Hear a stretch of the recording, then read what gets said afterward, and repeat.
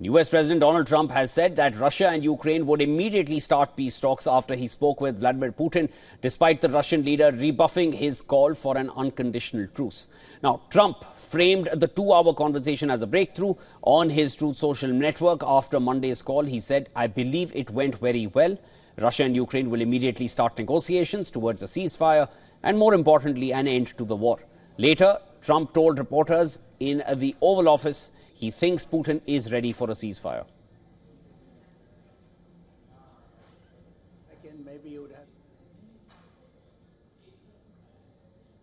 You previously on Truth Social implored President Putin to stop. You wrote Vladimir stop, and he didn't stop, quite the contrary. I'm curious, did you bring that up on your call with him today? No, I didn't bring that up, but I did say it's time, you got to stop this thing. And I believe he wants to stop. Look, I would be, I think, very able to tell whether or not he wanted to or what. I thought there was a very good chance, like a 50-50 chance, that he would say, I want to take the whole thing. I didn't know what he was going to say. And then they have a different kind of a problem. But I believe he wants to stop. Pretty sure. Speaking to Russian media, Putin called the call with Trump very informative, very open and overall very useful. He said he was ready to work with Kyiv on a memorandum towards ending the war.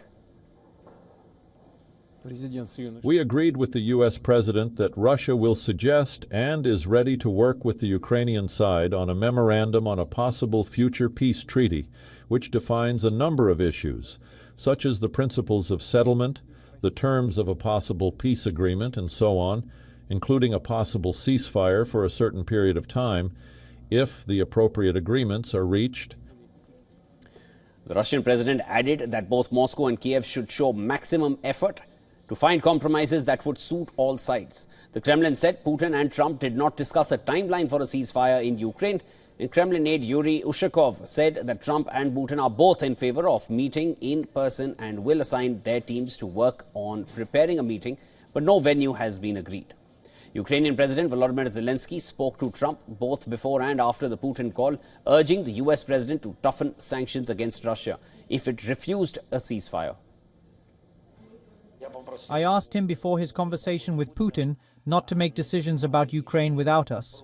And for us, these are matters of principle and very important. We agreed that we would get in touch after his conversation with Putin.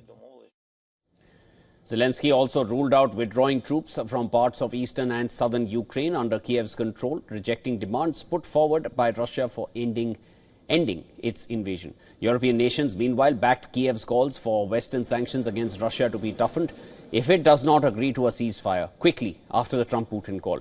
Trump spoke to a host of Western leaders after the Putin call, including European Commission President Ursula von der Leyen and the leaders of France, Germany, Italy and Finland.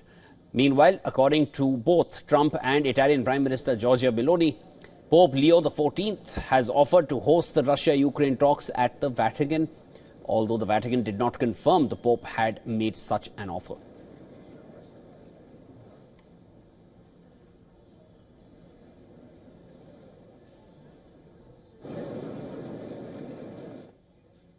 I think it would be great to have it at the Vatican. Maybe it would have some extra significance.